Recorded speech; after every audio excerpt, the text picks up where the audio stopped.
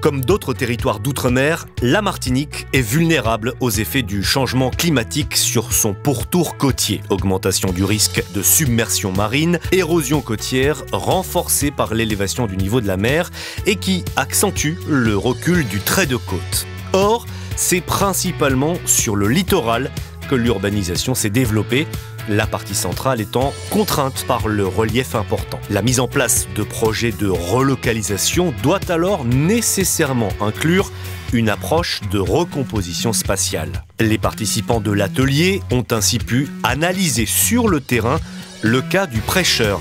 La ville et l'agence des 50 pas géométriques ont ainsi pu exposer les grandes étapes de construction de ce projet.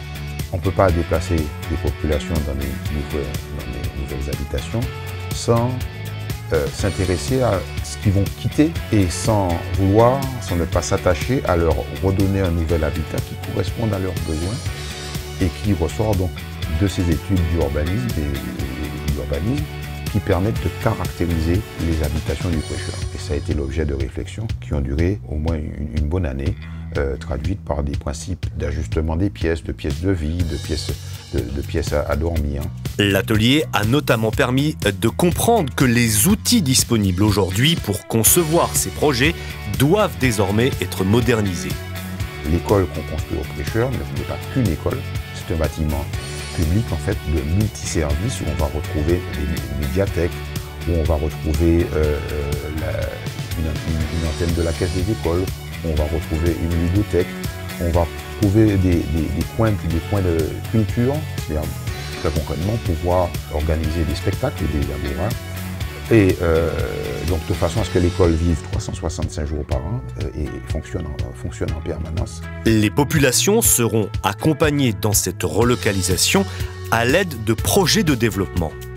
Ce qui limite beaucoup les choses, c'est que les règles sont généralement établies à l'échelle nationale, donc pour l'ensemble du territoire, qu'on se trouve en Bretagne, qu'on se trouve à Marseille, qu'on se trouve en Martinique.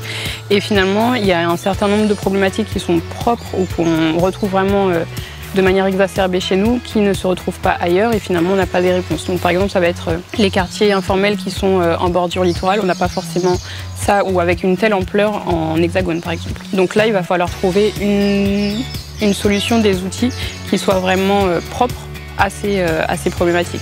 Pour un exemple concret, aujourd'hui les personnes qui sont sur le littoral et qui ont un logement par exemple qui a été construit sans autorisation d'urbanisme, en fait elles vont pouvoir bénéficier d'une relocalisation uniquement si on utilise le dispositif de RHI, résorption de l'habitat insalubre. Donc il faut que la maison finalement soit insalubre pour pouvoir bénéficier d'une relocalisation. Et si ce n'est pas le cas, en fait il n'y a aucun dispositif aujourd'hui qui le permet.